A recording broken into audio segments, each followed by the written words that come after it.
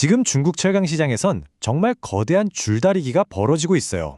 한쪽엔 시장을 막 끌어내리는 냉혹한 현실이 있고요. 다른 한쪽엔 어떻게든 버텨내려는 정부의 강력한 의지가 팽팽하게 맞서고 있죠. 오늘 이 치열한 싸움에서 과연 누가 이길지 한번 깊숙이 들여다보겠습니다. 자, 이걸 보고 있으면 딱 이런 질문이 떠오르실 거예요.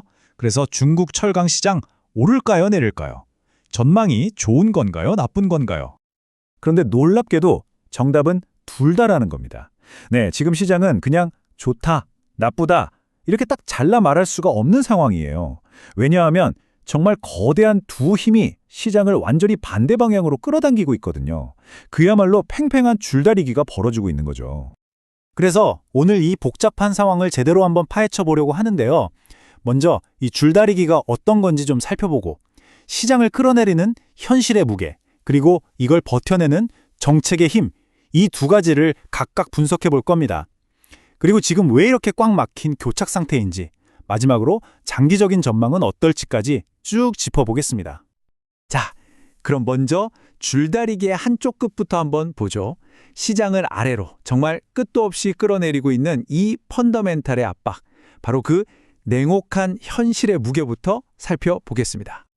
가장 근본적인 문제는 중국 경제의 엔진 자체가 지금 삐걱거리고 있다는 거예요. 이 차트가 보여주는 게 바로 PMI, 구매관리자 지수라는 건데요. 경제 건강검진 결과표 같은 거라고 보시면 돼요. 50이 기준선인데 이걸 넘으면 건강하다, 밑돌면 아프다는 신호거든요. 그런데 보시다시피 제조업도 건설업도 전부 50 아래로 뚝 떨어졌습니다. 한마디로 공장도 잘 안 돌아가고 공사 현장도 줄어들고 있다는 거죠. 이러니 철강이 필요할 리가 없겠죠. 이게 첫 번째 압박입니다. 그리고 더 심각한 게 있습니다. 바로 부동산이에요. 아시다시피 철강을 가장 많이 쓰는 곳이 바로 이 부동산 시장인데 지금 완전히 깊은 침체에 빠져버렸어요. 새로 짓기 시작하는 건물 면적, 또 개발 투자액이 작년보다 무려 2자릿수나 폭삭 주저앉았습니다. 이건 철강 입장에선 가장 큰 손님이 아예 지갑을 닫아버린 거나 마찬가지죠. 자, 이렇게 사겠다는 사람이 없으면 어떻게 될까요? 당연히 재고가 쌓이기 시작하겠죠. 지금 팔리지 않은 철강이 창고마다 가득가득 쌓여가고 있어요.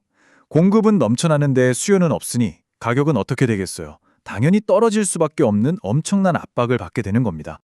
이 모든 압박이 만들어낸 최종 결과가 바로 이 숫자, 100위안입니다. 한 대 톤당 300위안까지 벌었던 철근 수익이 지금은 3분의 1 토막이 나서 겨우 100위안밖에 안 남았어요. 이건 철강 회사들 입장에선 장사에서 남는 게 거의 없다는 얘기입니다. 정말 피눈물 나는 상황인 거죠. 자, 여기까지가 시장을 끌어내리는 힘이었고요. 이제 줄다리기의 반대편으로 가보겠습니다.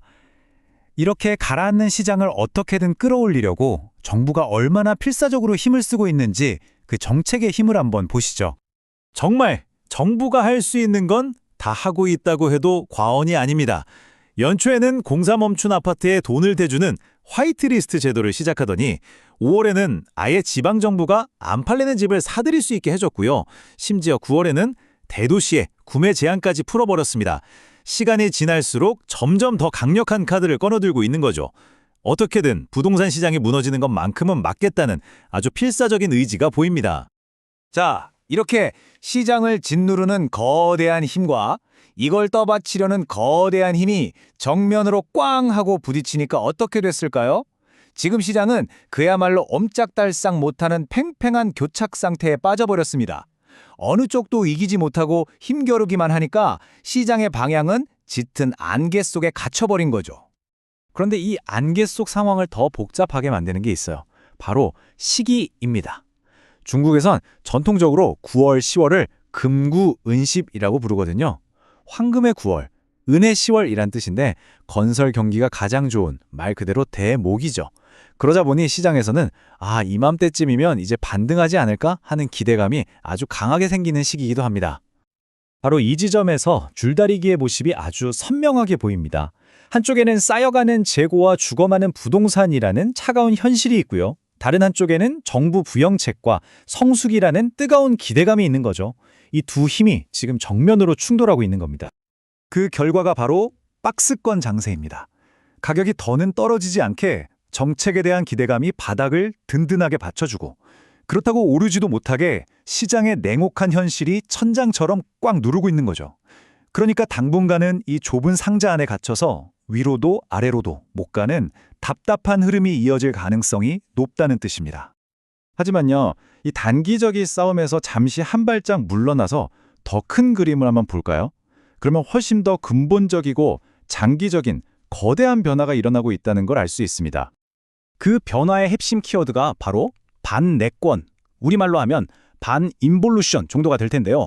이게 뭐냐면 예전에 중국 철강 산업은 너도 나도 마구잡이로 생산해서 서로 죽고 죽이는 그런 소모적인 출혈 경쟁으로 아주 악명이 높았거든요. 이제 그런 시대를 끝내고 좀 더 안정적이고 질서 있는 산업으로 만들겠다는 게 바로 정부의 장기적인 목표입니다. 최근에 나온 정부 계획을 보면 이 방향이 아주 뚜렷하게 드러납니다. 이제 무작정 많이 만드는 건 그만하겠다는 거예요. 총 생산량은 꽉 묶어두고 대신 비싸고 좋은 고급 철강 위주로 만들고 낡은 설비는 다 친환경으로 바꾸겠다는 거죠. 한마디로 이제 양보다 질로 승부하겠다는 겁니다. 정부의 이 모든 노력을 딱 한마디로 요약하면 바로 이겁니다. 지질 회운, 한자 그대로 하락을 멈추고 안정을 되찾는다는 뜻이죠. 더 이상의 출혈 경쟁은 그만하고 어떻게든 시장을 안정시키겠다는 정부의 핵심 목표를 아주 명확하게 보여주는 말이라고 할 수 있습니다. 결국 이 모든 상황은 마지막에 단 하나의 아주 근본적인 질문을 던지게 합니다. 과연 정부의 정책이라는 힘이 시장의 현실이라는 거대한 흐름과의 줄다리기에서 정말로 이길 수 있을까요? 이 질문에 대한 답이 앞으로 중국은 물론이고 전 세계 철강 산업의 미래를 결정하게 될 겁니다.